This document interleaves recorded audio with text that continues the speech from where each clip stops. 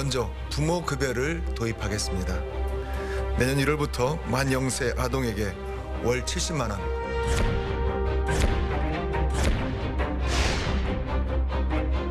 출산율 도움이 될 것 같고 효과적일 것 같아요.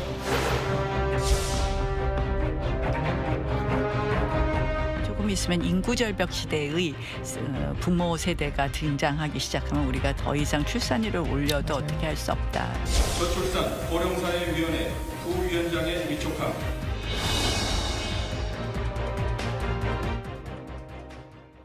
예, 보신 대로 내년부터 만 0세 아동의 부모에게 한 달에 70만 원의 부모급여가 지급이 됩니다. 네, 부모급여가 최악의 저출산 문제를 해결하는 데 도움을 줄 수 있을지 나경원 저출산 고령사회위원회 부위원장과 함께 자세히 짚어보도록 하겠습니다. 안녕하세요. 안녕하세요. 자, 이 갓난아기가 이제 1년이면 840만 원, 다음에는 420만 원. 그러니까 갓난아기 연봉이 이제 1,000만 원이다. 자, 이런 얘기가 나오는데요. 네. 자, 이게 과연 저출산을 잡을 수 있을지 어떻게 보십니까? 이것만으로 잡혀지는 건 아니겠죠. 예. 그러나 일단은 부모가 이제 현금으로 받는 것이 이렇게 생긴다는 것, 예. 그거 자체가 의미는 있다고 생각을 합니다. 왜냐하면 0-1세, 1세부터 2세 때는 부모의 경우에는 육아휴직 이런 것으로 인해서 실질적으로 조금 본인 급여가 줄어드는 부분도 있고 예. 아이를 양육하는 데 비용이 가장 많이 들 때이거든요. 그래서 이럴 때 사실은 좀 확실한 지원을 하는 것은 일단은 좀 도움이 된다. 그러나 이것이 전부는 아니고요. 저희도 여러 가지 저출산 극복을 위한 계획 중에 하나이다 이렇게 말씀드릴 수 있겠습니다. 예. 물론 이제 전부는 아니라고 말씀을 해주셨지만 지난해 우리나라 합계 출산율 0.81명입니다. 역대 네. 최저 수준이고 세계에서도 역시 역대 최저 수준인데 지금까지 이제 저출산 대책에 약 260조 원이 쓰였다고 합니다. 그렇다 보니까 이제 더 이상 이제 저출산 문제를 돈으로 접근하기보다는 그래도 더 한계가 있는 것 아니냐 이런 지적도 있거든요. 사실은 그 저출산 예산 260조 또는 추계하면 340조까지도 추계를 하는데요. 그거는 사실은 저출산 관련 예산이라고 하면서 관련 없는 예산까지도 사실은 다 포함한 예산이었습니다. 그래서 저는 사실 이제 이게 문제였다. 그동안 저출산 극복 예산이라 그러면서 한마디로 길거리에 CCTV 다는 것도 저출산 예산이라고 잡으면서 했기 때문에 문제이고 OECD에서 가족 지원 예산으로 한정하는 게 있습니다. 예. 그거는 뭐냐면 난임, 보육, 양육과 관련된 건데 가족 지원 예산은 OECD 평균보다 우리가 오히려 적습니다. 그래서 일단은 그동안의 정책 중에서 효율적이지 않은 것은 과감하게 이제 없애야 되고 네. 좀 더 돈을 지원한다 하면 정말 화끈하게 이게 체감될 수 있도록 하는 것으로 일단 정책의 효과성 같은 걸 좀 보고요. 그래서 그런 부분은 조정하고 또 그리고 사각지대가 있던 것은 보완하고 그리고 플러스 과감한 정책이 이제는 필요하다 이렇게 생각합니다. 예. 자, 그래서 일각에서는 직접적으로 부모한테 돈으로 지원하는 게 오히려 더 효과적일 수도 있다라고 하는 이야기가 나오긴 하는데요. 네, 저는 예. 당연히 효과가 있다고 생각을 하고요. 네. 이런 사실은 이제 일부라고 말씀드렸잖아요. 출산율을 극복하는 문제는 사실은 일자리, 주거, 그리고 보육, 교육, 모든 생애 전주기의 지원이 필요한데요. 예. 이제 말씀드린 것처럼 이런 부분은 0-1세부터 1-2세 아이들 한참 보육료가 많이 아이를 키우는데 돈이 많이 드는 부모들에게 도움이 될 것이고요. 지금 이제 가장 또 문제가 되는 것은 빨리 결혼하고 이렇게 주거를 네. 안정해서 자리 잡고 이런 걸 잘 못하시는 경우가 많잖아요. 그래서 예. 또 결혼도 늦어지고 출산도 늦어지는데요. 그래서 저희가 또 요새 검토하는 것 중에 하나는 헝거리 제도가 좀 있어요. 그래서 헝거리 제도가 둘이 결혼하겠다 그러면 그러니까 둘이 결혼하겠다면 한 4천만 원을 초절이 장기 대출을 합니다. 20년 장기 대출해서 하나 낳으면 이자 탕감, 둘 낳으면 원금 절반 탕감, 셋 낳으면 원금 전액 탕감 이런 게 있는데요. 사실은 우리로 따지면 GDP 규모를 하면 한 2억 원 정도는 되겠죠. 2억 원 정도를 결혼하겠다 네. 하면 초절이 장기 대출을 20년 장기 대출을 하는 것 이런 것도 현금이나 이거는 현금을 다 주는 것은 아니지만 이런 것도 또 같이 봐야 될 부분도 있지 않나 그러니까요. 이런 생각도 예. 합니다. 네. 그런데 이제 지자체에서도 비슷한 대책들이 많습니다. 셋째나 뭐 넷째 아이부터는 출산을 하면은 많게는 1,000만 원 수당으로 지급을 하고 있는데 이런 출산 장려금과 지금 이 대책과는 어떻게 다른 건가요? 이제 지금 보면은 저출산 관련된 것은 공통사업, 중앙부처랑 같이 하는 게 있고 지자체 자체 사업이 있는데요. 네. 지자체마다 자체 사업들이 굉장히 많습니다. 그러니까요. 제가 어제 경남에 MOU를 다녀왔는데 경상남도만 해도 603개의 지자체 사업이 있는데요. 그런 일환입니다. 출산 장려금은. 그렇기 때문에 이 중앙부처에서 하는 것과는 전혀 다른 문제인데요. 그래서 저는 이렇게 조각조각 나누어 있는 돈을 좀 합쳐서 체감될 수 있도록 지원을 하자.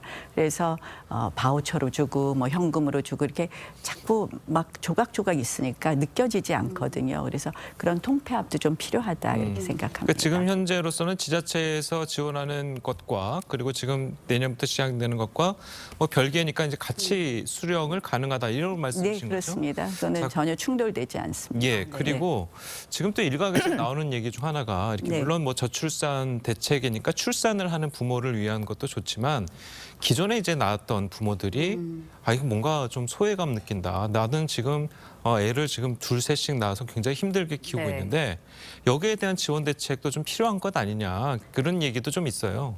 그래서 저희가 좀 검토해봤는데요. 사실은 이 셋째 아이부터는 뭐 여러 가지 지원을 한다 그러지만 실질적으로는 전기가스 요금 정도밖에 그러니까요. 지원이 없더라고요. 그리고 또 뭐 다둥이 카드라고 약간의 무슨 여러 가지 혜택이 있었던 부분도 실질적으로 나이 제한이 많이 있고요. 그래서 이미 이제 둘, 셋 낳으신 분들에 대해서도 우리가 네. 어떠한 지원을 해야 되느냐 이런 거 검토하고 앞으로 지원할 많은 아이디어들이 나오고 있습니다. 예. 네. 이제 뭐 민간위원이 구성되고 이제 위원회가 완성이 됐기 때문에 이제 좀 그런 부분은 적극 검토하고 있습니다. 예. 적극적인 지원책들이 많이 나올 것 같은데 그렇다 보면은 막대한 예산이 들어갈 수밖에 없을 것 같습니다. 재원 마련 계획 있으신 거죠? 실질적으로 이 통폐합해야 될 부분도 있고요. 제가 네. 아까 말씀드린 것처럼 효과적이지 않은 부분은 절감 당연히 네. 우리가 깎아야 될 부분이 있기 때문에 조정하면 충분히 재원 마련할 수 있다 이렇게 생각을 합니다. 그리고 예. 뭐 단순히 현금만 다 주는 정책이 아니고 실질적으로 여러 가지 뭐 우선순위를 준다든지 일종의 인센티브를 주는 부분 같은 게 있기 때문에 그건 종합적으로 하겠다 이렇게 네. 말씀드리겠습니다. 자 그리고 또 이제 아이를 이제 가지려고 하는 부모들이 이제 궁금한 것 중 하나가 이제 월 70만 원 이제 내년에 70만 원 네. 주게 되면은 원래는 어린이집을 보내게 되면 어린이집 이용비가 지원이 나오는 게 있지 않습니까? 예, 그렇게 되면은 결국에는 뭐 한 20-30만 원 정도의 혜택만 받는 것 아니냐? 자, 이렇게 맞습니다. 이야기를 하거든요. 네, 그래서 사실은 부모 급여에서 예. 어린이집을 이용할 때 어린이집 이용하는 비용은 제외하게 되어 있습니다. 그래서 다만 이제 가정 양육을 할 경우에는 그대로 부모 급여를 받을 수 있게 되는 것이죠. 예, 네. 알겠습니다. 이번엔 주제를 좀 바꿔서 정치 현안도 잠깐 짚어보도록 네. 하겠습니다. 네. 내년 초 국민의힘 3월 초라고 전해지고 있는데 전당대회를 앞두고 있거든요. 그렇다 보니까 전대룰 논란 굉장히 뜨겁습니다. 골자는 이건 것 같아요. 당원 투표 비중 확대하는 방향으로 가는 것 같은데 어떻게 생각하십니까? 저는 뭐 기본적으로 뭐 그 방향은 맞다고 생각을 합니다. 근데 이제 제가 보니까 여론조사 룰 갖고 어떤 분이 뭐 본인 배제하려고 그런다. 본인 떨어뜨리려고 이 여론조사 이렇게 만드는 거 아니냐 그런데 제가 최근에 나오는 여론조사 딱 하나 빼놓고는요. 제가 지금 룰로 해도 1등은 저던데 7대 3으로 하든 8대 2로 하든 네. 그래서 왜냐하면 우리는 여론조사에서 일단 민주당 지지층은 제외하게 그렇죠. 되어 있습니다. 예. 그거는 사실은 민주당이 선택하는 그런 당대표이기 때문에 그래서 그게 뭐 이미 당대표 여론조사에서는 확고한 원칙이기 때문에요.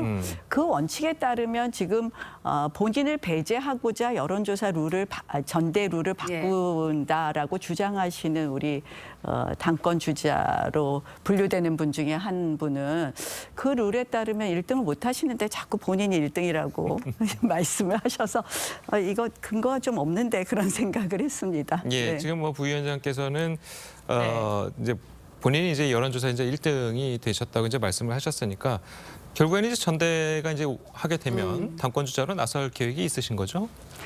아직 사실은 예. 제가 뭐 지금도 저출산 문제 열심히 또 물론이죠. 알아보고 뭐 이렇게 예. 하고 있는데요.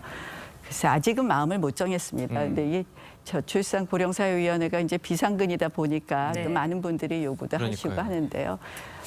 글쎄 조금 더 고민해 보겠습니다. 근데 예. 이 일을 하다 보니까 이게 다 부처 조율이거든요. 네. 그래서 이거 힘이 있어야지 일 더 잘하는 거 아니야? 이런 말씀들도 하시네요. 그러니까 조금 더 당권 주자로 좀 나서시면 힘도 더 생기고 좀 그러지 않을까요? 조금 더 좀 보겠습니다. 알겠습니다. 예. 알겠습니다. 자, 그리고 이제 지금 뭐 최근 들어서 친윤계 인사들이 네. 관저 정치를 좀 시작하고 윤석열 대통령이 이제 관저로 불러서 하고 그거를 갖다 이제 관저 정치로 포장이 좀 되고 자 이런 모습들을 좀 보이고 있거든요. 거기에 대한 생각이 좀 있으신가요? 저는 이제 이게 전당대회 앞두니까 전부 다 윤심파리가 좀 심해진 것 아닌가 이런 생각을 좀 해요. 네. 사실 대통령께서 당연히 관저에서 많은 분들을 많은 분들하고 접촉하고 식사하셔야 된다고 생각합니다. 예. 혼밥하시면 되겠습니까? 그래서 네. 저는 뭐 대통령께서 적극적으로 많은 뭐 정치인은 물론이고 많은 분들을 만나고 하는 것은 당연하다고 생각을 하는데요. 근데 유례가 없어요. 보통 관저에 가서 식사하고 나면 굉장히 안 알려지고 네.